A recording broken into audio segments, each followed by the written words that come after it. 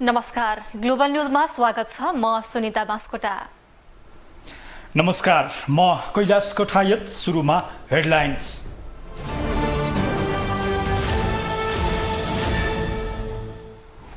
राष्ट्रपति रामचन्द्र पौडेललाई हृदयघात। बाँसबारी स्थित शहीद गङ्गालाल हृदय रोग केन्द्रमा एन्जियोप्लास्टी गरियो। भिआइपी तर्फको 6 नम्बर क्याबिनमा उपचार हुँदै। सुनको जलहरी काण्डबारे संसदीय समितिमा छलफल। 10 केजी नै सुन रहेको पशुपति क्षेत्र विकास कोषको दावी चोर करार गरिएको भन्दै सदस्य सचिव थापाको रुवाबासी। धरान उपमहानगर आइपुग्यो। 40 किलोमिटर टाढा कोकाहबाट पानी। स्थानीयवासी खुसीले गदगद। मेयर हर्क साम्पाङको परिश्रमको चौतर्फी प्रशंसा। भारतीय पत्रकारको भेषा नवीकरण गर्न चीनद्वारा अस्वीकार। केही दिनमा देश छाड्न चिनिया अधिकारीको निर्देशन। भारतीय सञ्चार माध्यमको उपस्थिति पुरै समाप्त। र आइसिसी 1 दिवसीय विश्वकप छनौटको वार्म अप खेलमा नेपालद्वारा युएईलाई 277 रनको लक्ष्य। आसिफ शेखले सर्वाधिक 57 रनको अर्धशतक।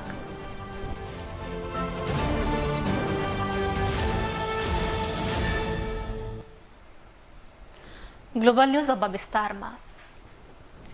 राष्ट्रपति रामचन्द्र पौडेललाई हृदयघात भएको छ। मंगलबार बिहान असहज महसुस भएपछि राष्ट्रपति पौडेल शहीद गङ्गालाल राष्ट्रिय हृदय केन्द्र पुग्नु भएको थियो। पौडेलको मुटुको दाहिनेतर्फ एउटा नसा 70% बन्द भएको पाइएको अस्पतालले जनाएको छ। राष्ट्रपतिको मुटुको दाहिनेतिरको नसाबाट तार हालेर जाली खोलेर रगत सञ्चालन गरिएको छ। पौडेल छाती दुख्ने, भारी हुने, गाह्रो हुने लगायत समस्या भएपछि अस्पताल पुग्नु भएको हो। चिकित्सकका अनुसार एन्जियोप्लास्टी गरेपछि मुटुले कस्तो काम गर्छ भनेर 2 दिन हेर्नुपर्ने भन्दै अस्पतालमै भर्ना गरिएको छ। अस्पतालले राष्ट्रपतिको स्वास्थ्य अवस्था सामान्य रहेको भन्दै भोलिसम्म डिस्चार्ज गरिने बताएको छ। निर्देशक डाक्टर चन्द्रमणि अधिकारी नेतृत्वको टोलीले राष्ट्रपति पौडेलको शल्यक्रिया गरेको थियो। राष्ट्रपति पौडेलले शनिबार पनि गङ्गालालमै नियमित परीक्षण गराउनु भएको थियो। सत्तारूढ दलहरूबीच गठबन्धनमा देखिएको बेमतिलाई अन्त्य गरेर अघि बढ्ने सहमति भएको छ। प्रधानमन्त्रीको सरकारी निवास बालुवाटारमा बिहान बसेको बैठकमा दलहरूबीच देखिएको असन्तुष्टिलाई समाधान गर्ने सहमति बनेको बताइएको छ। बैठकमा बजेटसहित अहिले पछिल्ला समसामयिक राजनैतिक गतिविधिबारे छलफल भएको थियो। बैठकमा बजेटमा नेकपा एकीकृत समाजवादीका अध्यक्ष माधव नेपाल सहितका नेताहरूले राखेको असन्तुष्टिलाई पनि प्रधानमन्त्रीले सम्बोधन गर्ने बताएको नेताहरूले जनाएका छन्। बैठकमा प्रधानमन्त्री तथा माओवादी केन्द्रका अध्यक्ष पुष्पकमल दाहाल प्रचण्ड, अर्थमन्त्री डाक्टर प्रकाश शरण महत, उपप्रधान तथा गृहमन्त्री नारायण काजी श्रेष्ठ, एकीकृत समाजवादीका अध्यक्ष माधव नेपाल र जनता समाजवादी पार्टीका अध्यक्ष उपेन्द्र यादव लगायतका नेताहरूको सहभागिता रहेको थियो। राष्ट्रिय सभा अन्तर्गतको राष्ट्रिय सरकार तथा समन्वय समितिको मंगलबारको बैठकमा पशुपतिनाथको जलहरी प्रकरणले रुवाबासी नै चल्यो। पशुपति क्षेत्र विकास कोषका सदस्य सचिव डाक्टर मिलन कुमार थापाले सुनको जलहरी प्रकरणमा आफ्नो नाम समेत जोडिएको भन्दै गुनासो पोखेका हुन्। बैठकमा भावुक देखिएका थापाले पशुपतिनाथ मन्दिरमा चढाइएको सुनको जलहरीमा 10 केजी नै सुन रहेको दावी समेत गरेका छन्। एक रिपोर्ट। संघीय संसद अन्तर्गत राष्ट्रिय सभाको राष्ट्रिय सरोकार तथा समन्वय समितिको मंगलबारको बैठकमा पशुपति क्षेत्र विकास कोषका सदस्य सचिव डाक्टर मिलन कुमार थापाले आँसु थाम्न सकेनन्। पूर्व प्रधानमन्त्री केपी शर्मा ओलीको पालामा पशुपतिनाथमा सुनको जलहरी लगाउँदा 10 किलो सुन गायब पारेको भनेर अनाहकमा आफ्नो बदनाम गरेको भन्दै कोषका सदस्य सचिव थापा धुरुधुरु रोएका हुन्। त्यो सुनको जलहरी मैले न्याय माग्न कि मैले पनि आत्महत्या गर्नुपर्ने हो? मान्यज्यूहरू,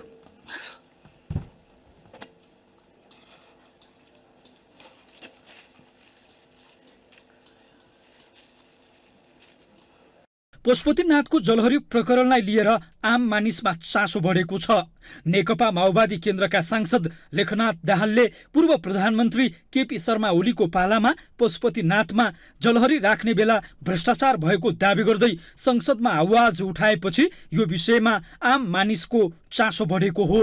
यो प्रकरणमा आफूलाई समेत जोडिएको भन्दै पशुपति क्षेत्र विकास कोषका सदस्य सचिव थापाले बैठकमै आँसु बगाएका हुन्। उनले जलहरीमा 10 केजी सुन नपुगे आफू फाँसीको सजाय भोग्न तयार रहेको पनि बताएका छन्। आफूले पटक पटक जलहरीको सुनको तौल लिन गरेको आग्रहलाई बेवास्ता गरेर राज्यले आफूलाई दोषी करार गर्न खोजेको भन्दै सदस्य सचिव थापाले गहभरी आँसु बनाएका हुन्। कि जोख्दाखेरि थाहा हुन्छ नि पित्तल हाल्यो कि चाँदी हाल्यो, ठिक छ। यदि 10 केजी सुन पुगेन भने मलाई मृत्युदण्ड दिँदा हुन्छ, म मृत्युदण्ड लिन तयार छु। आज मेरो गाउँभरि बेइज्जत भयो।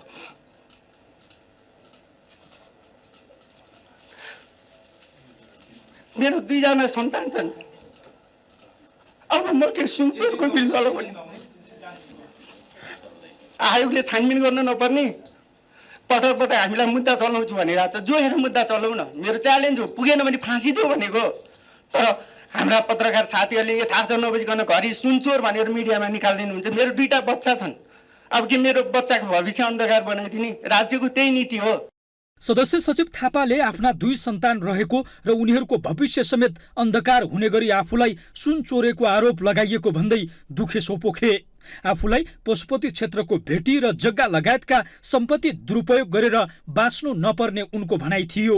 उनले जलहरी काण्डमा आफूले न्याय नपाएर आत्महत्याको बाटो रोज्नुपर्ने अवस्था आएको हो र भनी सांसदहरूसँग जिज्ञासा समेत राखे। यसअघि जलहरी प्रकरणले नेकपा एमाले संसद बैठक नै अवरुद्ध गरेको थियो। ग्लोबल टेलिभिजनका लागि क्यामेरामा नरेश मोक्तानका साथमा कैलाश कठायत, काठमाडौँ। राष्ट्रिय स्वतन्त्र पार्टीले राजनीतिक दस्तावेज तयार पारेको छ। रासोपाको राजनीतिक दस्तावेजमा प्रत्यक्ष निर्वाचित प्रधानमन्त्री हुने परिकल्पना गरिएको छ। रासोपा महामन्त्री मुकुल ढकाल, केन्द्रीय सदस्य रमेश प्रसाई र कमल सुवेदीले तयार गरेको दस्तावेज असार 7 गते औपचारिक रूपमा सार्वजनिक गरिने भएको छ। यस्तोमा अन्य राजनीतिक दलहरूले रासोपाको राजनीतिक दस्तावेजलाई स्वीकार गर्लान्। एक रिपोर्ट। संसदको चौथो ठूलो दल राष्ट्रिय स्वतन्त्र पार्टीले आफ्नो राजनीतिक दस्तावेज तयार पारेको छ। रासोपाका महामन्त्री मुकुल ढकाल, केन्द्रीय सदस्य रमेश परसाई र कमल सुवेदीले लेखन गरेको 68 पेजको दस्तावेजबारे यति बेला रासोपाको केन्द्रीय समितिमा छलफल भइरहेको छ। पार्टी खोलेको 1 वर्ष पूरा हुन लाग्दा समेत रासोपाले आफ्नो राजनीतिक दस्तावेज नबनाएको भन्दै राजनीतिक दल, बौद्धिक वर्ग, नागरिक समाज र सञ्चार जगतले रासोपाको नीति र सिद्धान्तबारे प्रश्न उठाइरहेका बेला रासोपाले राजनीतिक दस्तावेज तयार पारेर पार्टीभित्र घनीभूत छलफल चलाएको हो। रासोपाको प्रारम्भिक दस्तावेज अहिलेको बहुदलीय शासन पद्धति भन्दा भिन्न तवरले तयार पारिएको आवाज उठिरहेका छन्, जसमा प्रत्यक्ष निर्वाचित प्रधानमन्त्री हुनुपर्ने नीति समावेश भएको छ, जसलाई लिएर बहस समेत सिर्जना भएको छ। जबकि अहिले बहुदलीय शासन पद्धतिमा आधारित संसदीय व्यवस्था छ। यस्तोमा के रासोपा पूर्ण रूपमा प्रत्यक्ष निर्वाचित प्रधानमन्त्रीको पक्षमा नै उभिएको हो? पार्टीमा त 2 मत मात्रै होइन, 3, 4 मत, 5 मत छ होइन। किनभने यो विचार हो, प्रत्यक्ष निर्वाचित प्रधानमन्त्रीको कारणले देशमा धेरै लाभहरू होलान् र त्यो सँगै चाहिँ एउटा बहुदलीय व्यवस्थामा त्यसको खराब पक्ष पनि होलान्। किनभने प्रत्यक्ष निर्वाचित भइसके पछाडि त्यो त 5 वर्ष प्रधानमन्त्री चलाउने कुरा छ, कार्यकारी प्रधानमन्त्रीको कुरा छ। त्यो कारणले गर्दाखेरि त्यो दुवै पक्षमा हामी छलफल गरिरहेछौँ। यसले चाहिँ यो विषयहरूको छलफल चाहिँ के छ भने हामीले यसको लाभ हानिको कुरा पनि सँगसँगै गर्दैछौँ र आम नागरिकले चासो स्वरूप हेरेको कारणले गर्दाखेरि हामी त्यसलाई एउटा पारदर्शी हिसाबमा छलफलमा पनि लिएर आउँछौँ कि अब पार्टीमा यो छलफल भइराखेको रहेछ र यसको छलफलमा हाम्रो पनि रायहरू सुनिन्छ भन्ने हिसाबको एउटा विश्वास कायम गरेर अगाडि बढाउँछ। यो हतारमा निर्णय गर्ने कुरा छैन, किनभने यसले दीर्घकालीन असरहरू गर्छ। त्यो दीर्घकालीन असर गर्ने कुरामा हामी चाहिँ एउटा समय लिएर छलफल गरेर मात्रै टुङ्ग्याउने पक्षमा छौँ। प्रत्यक्ष निर्वाचित कार्यकारी प्रधानमन्त्रीसँगै रासोपाले मन्त्री परिषदमा बढीमा 15 जनाको बनाउनु पर्ने र राष्ट्रिय सभामा 59बाट 35 सदस्यमा झार्नुपर्ने नीति अगाडि सारेको हो। त्यसका अलावा 10 वर्षसम्म कुनै पनि राजनीतिक दलको सदस्य नभएको व्यक्ति मात्रै राष्ट्रिय सभा सदस्य बन्न पाउने तथा प्रदेश पूर्ण रूपमा पुनर्संरचना गर्नुपर्ने नीति छ।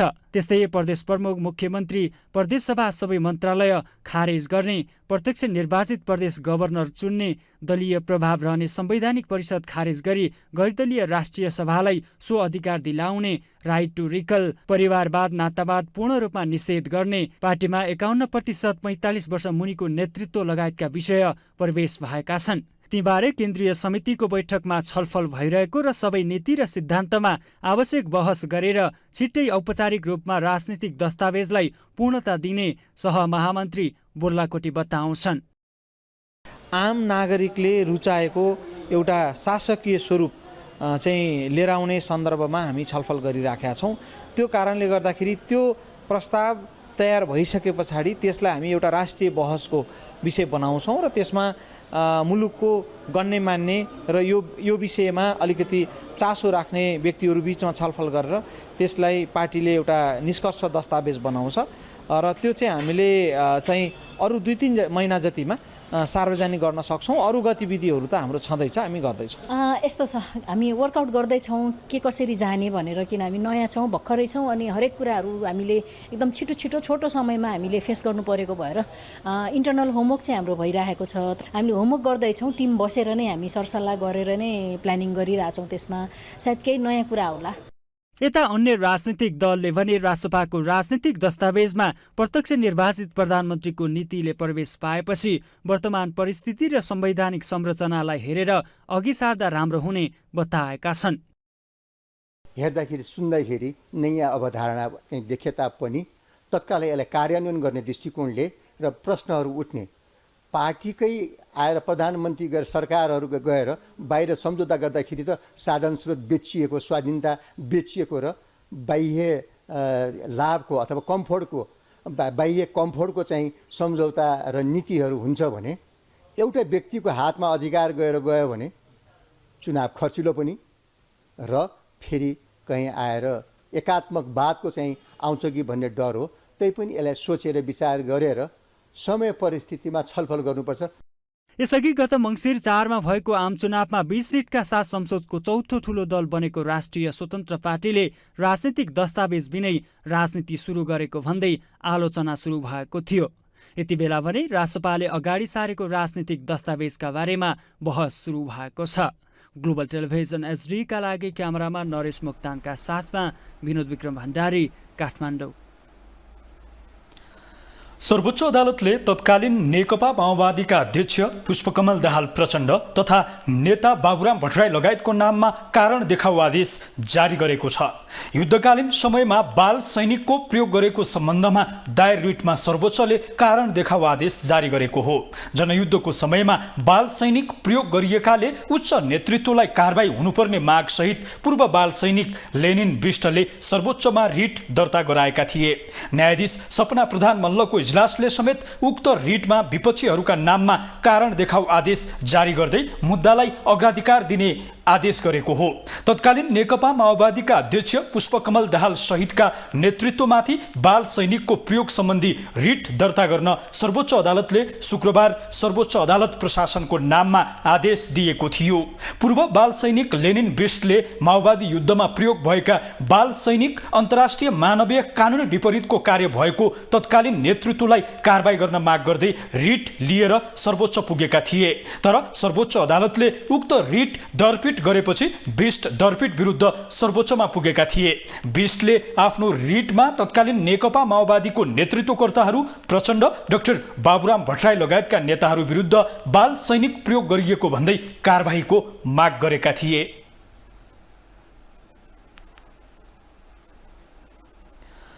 सुनसरीको धरान उपमहानगरपालिकाका मेयर हर्क साम्पाङ राई पुनः एकपटक चर्चामा आएका छन्।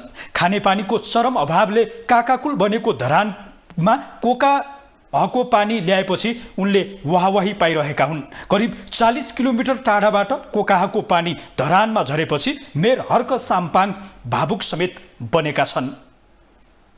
सुनसरीको धरान उपमहानगरपालिकाका मेयर हर्क साम्पाङ राईले कोकाहाको पानी धरानमा ल्याएका छन्। खानेपानीको चरम अभावले धरानवासी काकाकुल बनेका बेला मेयर हर्क साम्पाङको नेतृत्वमा कोकाहाको पानी धरानमा आएको हो। कोकाहाको पानी धरानमा झरेपछि हर्क भावुक बनेका थिए। शरणजी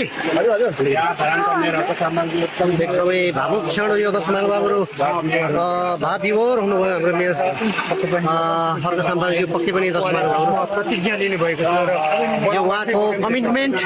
धरानमा अहिले खानेपानीको हाहाकार छ, त्यसो त हरेक गर्मीयाममा धरानवासीले काकाकुल हुनुपर्ने बाध्यता छ। लामो खडेरीका कारण वरपरका पानीका मुहानहरू सुक्न थालेपछि धरानमा 40 किलोमिटर टाढा कोकाहाबाट पानी ल्याइएको हो। देश विदेशबाट प्राप्त आर्थिक सहयोग र धरानवासीको श्रमदानबाट धरानमा पानी पुगेपछि मेयर हर्क साम्पाङले आँसु थाम्नै सकेनन्।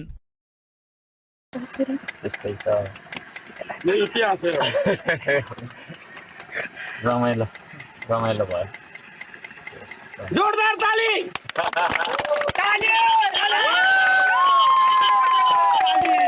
कोकाको पानी धरानमा नखसालेसम्म धरान आउँदिन भनेर 3 दिनदेखि फिल्डमै व्यस्त रहेका उपमहानगरपालिकाका मेयर हर्क साम्पाङ अन्ततः पानी ल्याउन सफल देखिएका हुन्। करिब 40 किलोमिटर दूरी पार गरेर कोकाको पानी गएराती 12 बजेर 3 मिनटमा माया धराने साबुन उद्योग निर्माण स्थलको केही उत्तरमा पर्ने पकुवा खोलामा वासआउट पोइन्टमा झरेको थियो। श्रमदान अभियान मार्फत 5 इन्चे पाइप मार्फत कोकाको पानी ल्याउन सफल भएपछि मेयर हर्क साम्पाङले उक्त पानीले धरानका खानेपानी उपभोक्तालाई तत्कालका लागि राहत हुने विश्वास लिएका छन्। यो जुन प्रोजेक्टको सबै कुरा सम्झिँदाखेरि यहाँ सबैजनाले हामीले यति धेरै मेहनत गरेको छौँ होइन। नखाइ पनि हिँडिएको छ, भोकै पनि हिँडिएको छ। त्यत्रो हजारौँ लाखौँ श्रमदाताहरूले सुरुवाती दिनदेखि अहिलेसम्म गर्दाखेरि लाखौँको सङ्ख्यामा श्रमदाताहरू आउनुभयो। मेयर हर्क साम्पाङले स्वतन्त्रबाट विजयी भए लगत्तै खानेपानी अभियानलाई तीव्रता दिएका थिए। अनवरत प्रयासपछि कोकाको पानी धरानमा ल्याउन सफल भएका मेयर हर्क गफ मात्र गर्दैनन्, काम पनि गर्छन् भन्ने पुष्टि भएको धरानवासीले बताउन थालेका छन्। पुरानो बस पार्क स्थित निर्माणाधीन भ्यू टावरको अन्डरग्राउन्ड पार्किङ सर्वसाधारणका लागि खुल्ला भएको छ। गत शुक्रबारबाट पार्किङ सुचारू गरिएको हो। केही समयका लागि निशुल्क पार्किङको व्यवस्था गरिएको छ। पुरानो बस पार्कमा बनाइएको संरचनामा भूमिगत पार्किङ सुरु भएपछि पार्किङ समस्याबाट आजित बनेका चालकहरू खुसी देखिएका छन्। एक रिपोर्ट। पुरानो बस पार्क स्थित निर्माणाधीन भ्यू टावरको अन्डरग्राउन्ड पार्किङ सर्वसाधारणका लागि खुल्ला भएको छ। काठमाडौँ महानगरपालिकाले गत शुक्रबारदेखि भ्यू टावरको अन्डरग्राउन्ड पार्किङ खुल्ला गरेको हो। सशुल्क भनेर पार्किङ सुरु गरिएको भए पनि केही समयका लागि निशुल्क व्यवस्थापन हुनेछ। भ्यू टावरमा भूमिगत पार्किङ सुरु भएसँगै बागबजार, नयाँ सडक लगायतका स्थानहरूमा देखिएको पार्किङको समस्या समाधान हुने महानगरको दाबी छ। राजधानीको कोर ठाउँ भएकाले पार्किङको निकै समस्या हुँदै आएको छ। सडकमा पार्किङ गरेका सवारी साधनहरू चोरी हुने डर पनि उत्तिकै छ। यसबाहेक ट्राफिक प्रहरीले कारबाही गर्ने र महानगरपालिकाले सवारी साधन नै उठाउने समस्या भोगिरहेका चालक र स्थानीयहरू अन्डरग्राउन्ड पार्किङले सहज बनाउने बताउँछन्। पार्किङ बनायो भने अब पार्कमा लगेर राख्न पाइन्छ। यो महानगरले यो उठाउने समस्या बन्द हुन्छ। ट्राफिकले चिर्काट्छ, उठाएर लगेर बगैखानामा राखिदिन्छ। दिउँसोभरि टाइम जान्छ, त्यही समस्या छ, धेरै समस्या छ। यहाँ पार्किङ बनायो भने पार्किङमा आनन्दले लगेर राख्न त पाइन्छ, जहाँ पाइँ त्यही लगेर राख्न नि पाइँदैन। पार्किङ महँगो छ यहाँ, अरूको घन्टाको 25-30 रुपियाँ लिन्छ। हामी जस्तो सर्वसाधारणलाई यस्तो काम गरेर खानेलाई त अलिक गाह्रै हुन्छ पार्किङ गर्नलाई। यहाँ बनायो भने अलिक सहज सुविधा सस्तो हुन्छ कि भन्ने आश छ। 32 तलाको भ्यू टावर जम्मा 9 तला बनेको छ। बनेको तलामाथि फिनिसिङ पनि सुरु भएको छैन। फिनिसिङ कार्य सकियो भने भ्यू टावरको भुइँतलामा भूमिगत पार्किङको रूपमा प्रयोग आउनेछ, जसमा 300 सवारीहरू अटाउनेछन्। भुइँतलामा मोटरसाइकलको पार्किङ रहनेछ भने पहिलो तलामा बस पार्कको काउन्टर रहनेछ। दोस्रो तलामा सूचना डेस्क र तेस्रो तलामा आधुनिक सिनेमा हल रहनेछ। टावरमा ब्याङ्क तथा वित्तीय संस्था, स्वास्थ्य सेवा प्रवाह गर्ने संस्था, रेस्टुरेन्ट तथा पुस्तकालय हुनेछन्। अब केही समयमै यी सबै कुराहरू सुचारू हुने सञ्चालक समितिले बताएको छ। मेयरले हामी अब यो महानगरपालिकाको एकदम मेन सिटीमा छ, मेन हाइवेको छेउमा पनि भएको कारणले र वस्तु स्थिति हेर्दाखेरि मान्छेको चामचाप पनि बढी भएको कारणले हामी पार्किङ चाहिँ एकैचोटिमा पूर्ण रूपमा कम्प्लिट भइसकेपछि 5000 एकचोटिमा अड्दाखेरि ओहोरदोहोर भइरहँदाखेरि त हामी 10,000 दिनमा त 10,000 ओहोरदोहोर हुने भयो गाडी मुभ हुँदाखेरि त। त्यो हुँदाखेरि त बाहिरको जामलाई हामी सहज तरिकाले हामी कम गर्न सकिहाल्छौँ। काठमाडौँ महानगरपालिकाले खुल्ला मञ्चमा अन्डरग्राउन्ड पार्किङ बनाउने प्रयास थालेको थियो, तर महानगरको त्यो योजना भने सुरु हुन सकेन। तर अहिले भने पुरानो बस पार्कमा बनेको भ्यू-टावरको भूमिगत पार्किङले धेरै हदसम्म समस्या समाधान हुने अनुमान गरिएको छ। ग्लोबल टेलिभिजनका लागि क्यामेरामा नरेश मुक्तानका साथमा सूर्य भट्टराई, काठमाडौँ। अब ग्लोबल भोइस।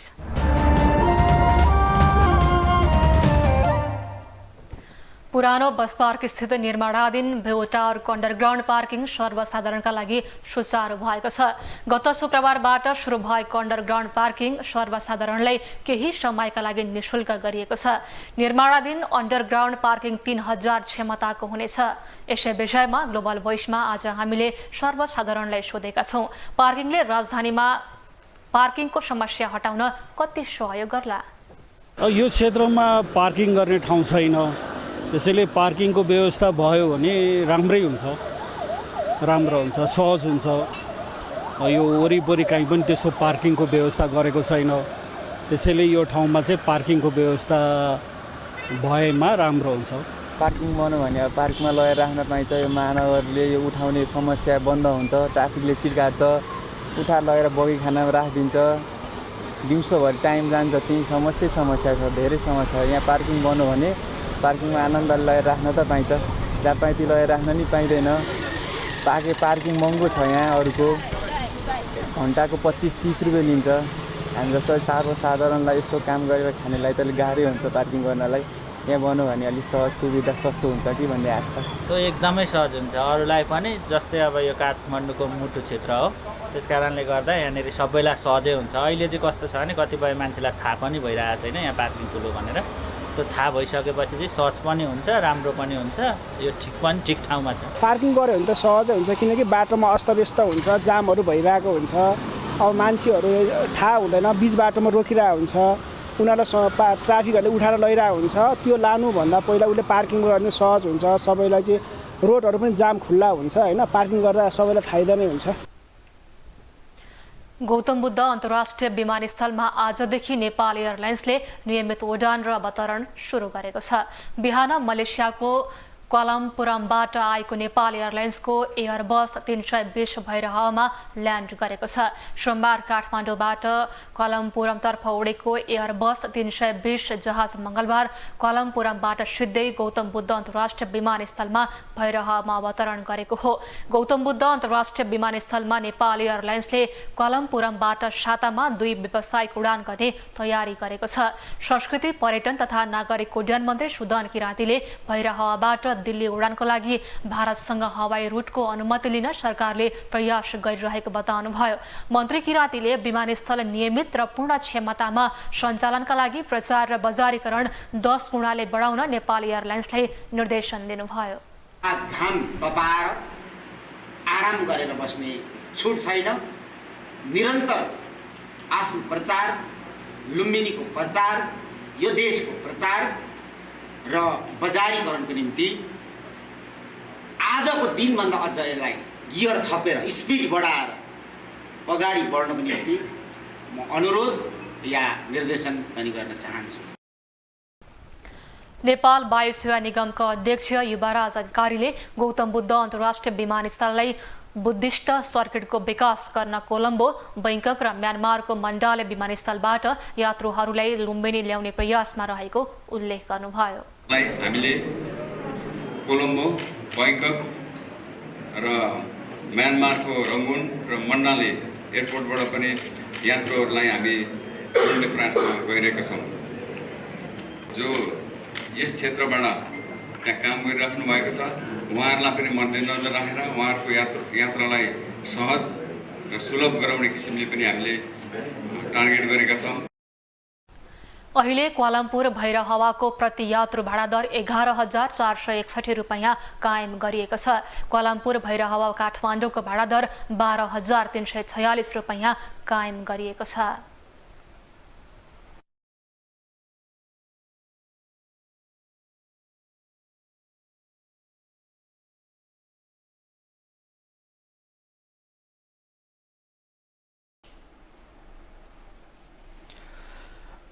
राष्ट्रिय स्वतन्त्र पार्टीका सभापति रवि लामिछाने र नेपालका लागि इजरायली राजदूत हनल गोडर बीच भेटवार्ता भएको छ। सभापति लामिछानेलाई राजदूतले पार्टी कार्यालय वसुन्धरा पुगेर भेट गरेका हुन्। भेटमा विभिन्न समसामयिक विषय र विश्वमै उत्कृष्ट मानिने इजरायली प्रविधि, ज्ञान र सिप प्रयोग गरेर नेपालको कृषि योग्य जमिन विशेष गरेर चितवनको इच्छाकामना गाउँपालिकामा कसरी प्रयोग गर्न सकिन्छ भन्ने बारेमा छलफल भएको रासोपाले जनाएको छ। उक्त भेटघाटमा पार्टीका सहमहामन्त्री कविन्द्र बुर्लाकुटी, केन्द्रीय सदस्यहरू रामकृष्ण भट्टराई र प्रतिभा रावल पनि सहभागी थिए। परराष्ट्र मन्त्री नारायण प्रसाद साउदले चित्रलाई विलासिताको वस्तुका रूपमा लिन नहुने बताउनु भएको छ। मंगलबार ललित कला प्रतिष्ठानमा चित्रकलाको अवलोकन पश्चात सञ्चारकर्मीहरूसँगको कुराकानीमा उहाँले यस्तो बताउनु भएको हो। उहाँले चित्रहरू विलासिताका वस्तु नभई सृजनाका कुरा र युगका प्रतिबिम्ब भएको बताउनु भयो। उहाँले युगलाई भावी पुस्तामा चिनाउने भनेकै चित्रकला एउटा माध्यम रहेको बताउनु भयो। उहाँले चित्रकलालाई विदेशमा पनि निर्यात गरी नेपालको कला, संस्कृति र इतिहासलाई विश्वमाझ फैलाउन जरुरी रहेको बताउनु भयो। राजनीतिभित्र चाहिँ समाज विभाजित भइदिन्छ। त्यो बेला चाहिँ लेखकहरू, कलाकारहरू, साहित्यका साधकहरू, संस्कृतिविदहरू आएर मान्छेलाई जोड्छ। हाम्रो समाजमा पनि कलाकारहरूको ठुलो महत्त्व छ। हाम्रो राष्ट्रको नाउँको अन्तर्राष्ट्रिय पहिचान दिने व्यक्तित्व चाहिँ अरनिको रूपमा चाहिँ हुनुहुन्छ। त्यो ऐतिहासिक व्यक्तित्वलाई हामीले चाहिँ आफ्नो राष्ट्रिय विभूतिको रूपमा चाहिँ उहाँलाई सम्मान गरेका छौँ। परराष्ट्र मन्त्री साउदले चित्रहरू मनका भावहरूको अभिव्यक्ति भएको पनि बताउनु भयो।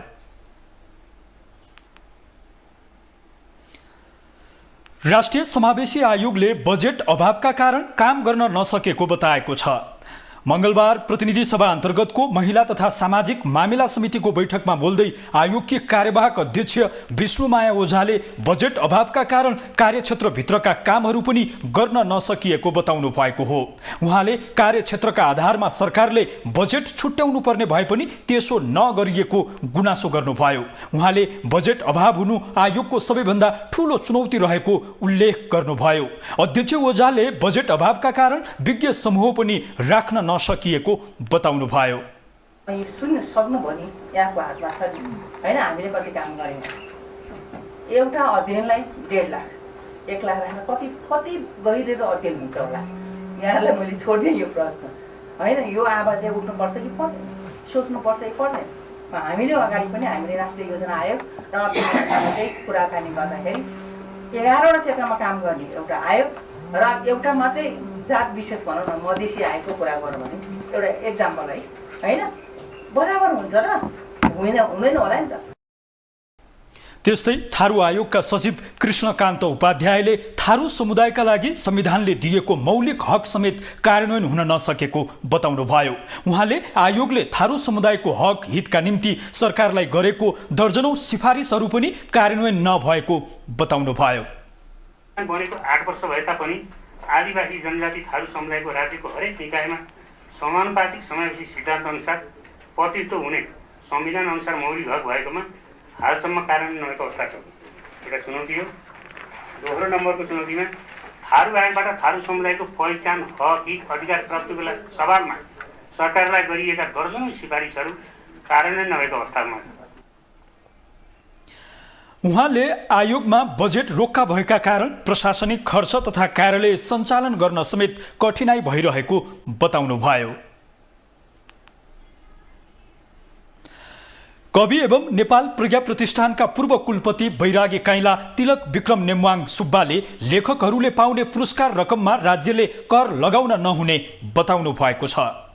मंगलबार गोरखापत्र संस्थानले प्रकाशन हुने मधुपर्कको 56औं वार्षिक उत्सव कार्यक्रममा पूर्व कुलपति काइलाले यस्तो बताउनु भएको हो। उहाँले लेखकले लेख लेखेर पाउने पारिश्रमिक र लेखेर योगदान दिए बापत पाउने सम्मानको रकम र पुरस्कारमा भिन्नता रहेको भन्दै पुरस्कारमा कर लगाउन उचित नभएको बताउनु भयो। उहाँले पारिश्रमिक नियमित हुने भएको भन्दै पारिश्रमिकलाई ऐन बमोजिमको कर लगाउनु राम्रो भएको बताउनु भयो। उहाँले लेखकले 50 वर्षपछि एकपटक पाउने पुरस्कारमा आयकर काटेर पुरस्कार दिन नहुने बताउनु भयो। पुरस्कार भिन्न चिज हुन्। पारिश्रमिक नियमित हुन्छ, त्यसमा ऐन बमोजिमको करहरू लाग्दा हुन्छ। पुरस्कार भनेको फाटाफुट्टा 20 वर्षमा आज गोर्खापत्र मधुपत्र निक्लिएको यत्रो वर्ष पछाडि उहाँले सम्मान पाउनुभयो। झन्डै 50 वर्ष पछाडि के को त्यो पुरस्कारमा कर।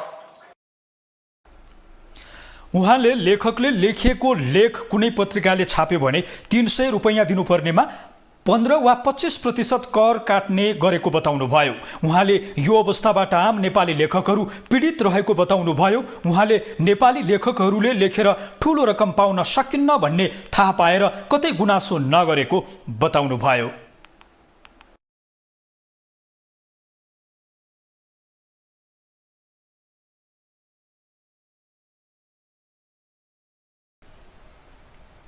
अब इन्टरनेशनल न्यूज।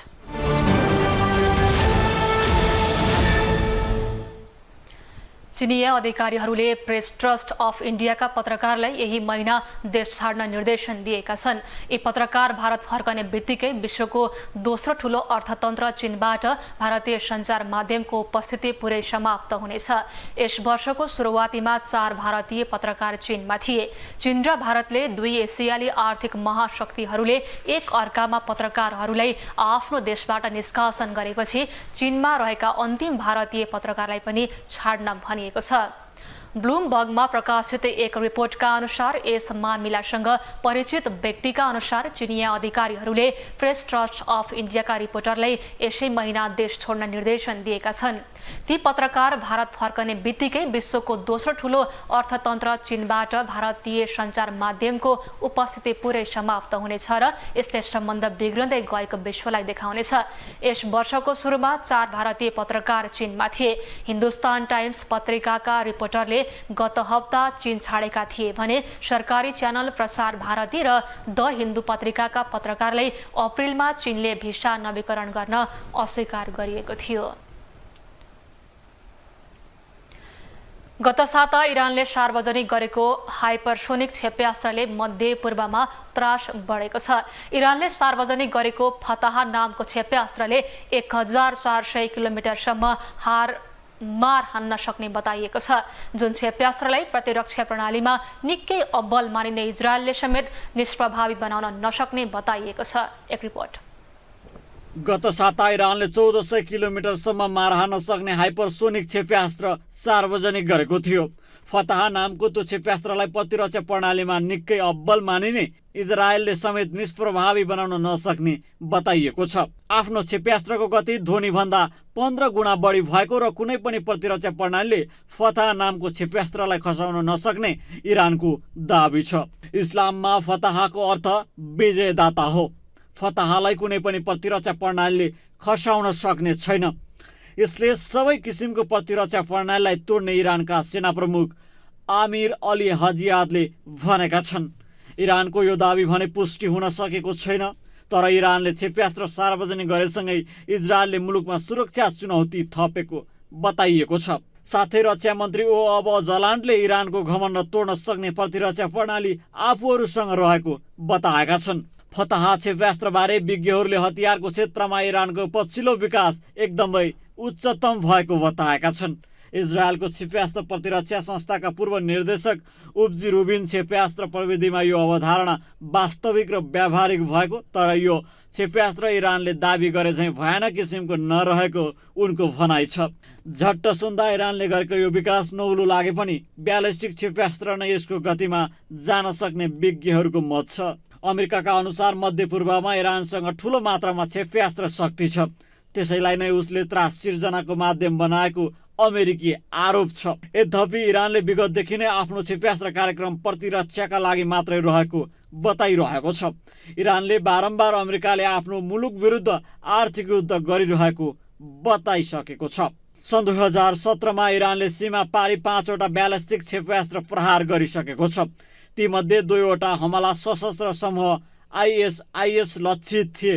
अरू 3वटा मिसाइल इराकको कुर्दिश समूह तथा अमेरिकी सेना र इजरायली जासुस लक्षित रहेको आणविक हतियारका अनुसन्धानकर्ता जोन कार्जिनियकको जिकिर छ। विज्ञहरूका अनुसार इरानले हाल बनाएको क्षेप्यास्त्र अरूभन्दा फरक छ। इरानले सार्वजनिक गरेको क्षेप्यास्त्र अनियमित तवरले यात्रा तय गर्ने भएकाले खसाल्न निकै कठिन पर्ने विज्ञहरूको भनाइ छ। इजरायलले निकै बलियो क्षेप्यास्त्र प्रतिरक्षा प्रणाली विकास गरेको छ। छोटो दूरीबाट प्रहार गरिएका रकेटलाई समेत त्यसले निष्प्रभावी बनाउन सक्छ। 2400 किलोमिटर टाढा मार हान्न सक्ने क्षमताका क्षेप्यास्त्रलाई पनि उसले खसाल्न सक्छ। इजरायल, साउदी अरब र युएईसँग भएको थाड रक्षा प्रणाली भन्दा पनि निकै प्रभावशाली छ। हुथी विद्रोह समूहले सन् 2022 मा युएई लक्षित क्षेप्यास्त्र हान्दा त्यही क्षेप्यास्त्र कार्यक्रम आफूहरूको सुरक्षाका लागि खतरा रहेको भन्दै त्यसलाई पश्चिमा कार्यक्रम अन्तर्गत राख्न सुझाव दिएको छ। हुथी विद्रोही समूहले सन् 2022 मा युएई लक्षित क्षेप्यास्त्र हान्दा त्यही प्रणाली अन्तर्गत निष्प्रभावी पारिएको थियो। अरब राष्ट्रहरूले विगतदेखि नै इजरायली क्षेप्यास्त्र कार्यक्रम आफूहरूको सुरक्षाका लागि खतरा रहेको भन्दै त्यसलाई पश्चिमा कार्यक्रम अन्तर्गत राख्न सुझाव दिइरहेका छन्। हालसालै इरान र साउदी अरब मिले पनि इजरायलसँगको दुश्मनी कायमै छ। इरानको फतहाबारे तथ्यपरक जानकारी नपाउँदा पनि बलियो प्रतिरक्षा प्रणाली बलियो भएको इजरायलले समेत आफूलाई सुरक्षा चुनौती थपिएको बताइएको छ। इरानको फतहाबारे तथ्यपरक जानकारी नपाउँदा पनि बलियो प्रतिरक्षा प्रणाली बलियो भएको इजरायलले समेत आफूलाई सुरक्षा चुनौती थपिएको बताएको छ। ग्लोबल टेलिभिजनको लागि एजेन्सीको सहयोगमा विशाल पुरीको रिपोर्ट। अब स्पोर्ट्स न्यूज।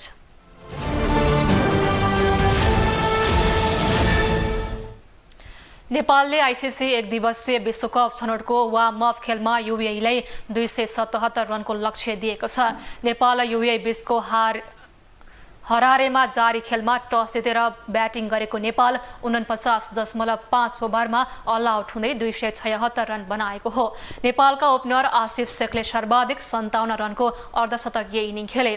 नेपालले पहिलो विकेटका लागि 87 रनको साझेदारी गरेको थियो। नेपालले पहिलो विकेटका रूपमा कुशल भुर्तेललाई व्यक्तिगत 39 रनको स्कोरमा 19औं ओभरको दोस्रो बलमा गुमाएको थियो। कुशल मल्लले 46 रन बनाउँदा आरिफ शेख 35 रन बनाएका थिए। सोमपाल कामी 15 रन तथा गुलशन झा र दिपेन्द्र सिंह ऐरीले समान 8 रनको योगदान गरे। जिम्बाब्वे पुग्नु अघि नेपालले दक्षिण अफ्रिकामा अन्तिम तयारी गरेको थियो। तयारीका क्रममा दक्षिण अफ्रिकामा नेपाल 2 अभ्यास खेल खेलेको थियो। दुवै अभ्यास खेलमा नेपालले हार बेहोरेको थियो। अभ्यास खेलमा स्कटल्यान्ड र नेदरल्यान्ड्स दुवैसँग नेपालले कमजोर ब्याटिङका साथ खेलेको थियो। नेपाल उत्कृष्ट प्रदर्शनका साथ जिम्बाब्वे यात्राको सुरुवात गर्न चाहन्छ। वार्म अप खेल हुँदा दुवै टोली बिना दबाव आफ्नो उत्कृष्ट प्लेइङ 11 खोज्ने सोचमा हुनेछन्। युएईले विश्वकप छनौटलाई ध्यानमा राखेर वेस्ट इन्डिजसँग 3 खेलको ओडिआई सिरिज खेलेको थियो। उक्त सिरिज युएईले 3-0 ले गुमाए पनि युएईका केही युवा खेलाडीले राम्रो खेल देखाएका थिए। नेपाल र युएई बीचको पछिल्लो 5 खेलमा 4 खेलमा नेपाल विजय हुँदा 1 खेल युएईले जितेको छ।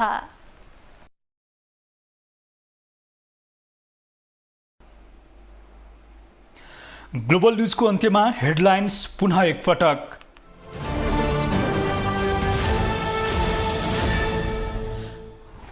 राष्ट्रपति रामचन्द्र पौडेललाई हृदयघात, बाँसबारी स्थित शहीद गंगालाल हृदयरोग केन्द्रमा एन्जियोप्लास्टी गरियो। भिआइपी तर्फको 6 नम्बर क्याबिनमा उपचार हुँदै। सुनको जलहरी काण्डबारे संसदीय समितिमा छलफल। 10 केजी नै सुन रहेको पशुपति क्षेत्र विकास कोषको दाबी चोर करार गरिएको भन्दै सदस्य सचिव थापाको रुवाबासी।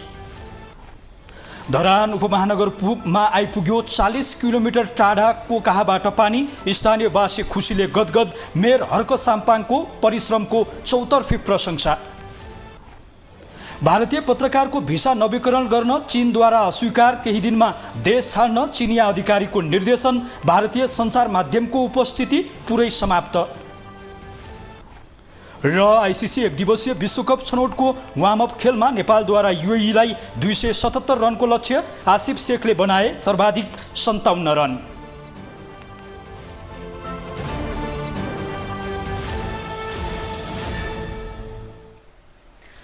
ग्लोबल न्युज अहिलेलाई सकियो। ग्लोबल टेलिभिजन तपाईँ फेसबुक तथा युट्युबमा पनि प्रत्यक्ष हेर्न सक्नुहुनेछ। ग्लोबल टेलिभिजन हेर्दै गर्नुहोला।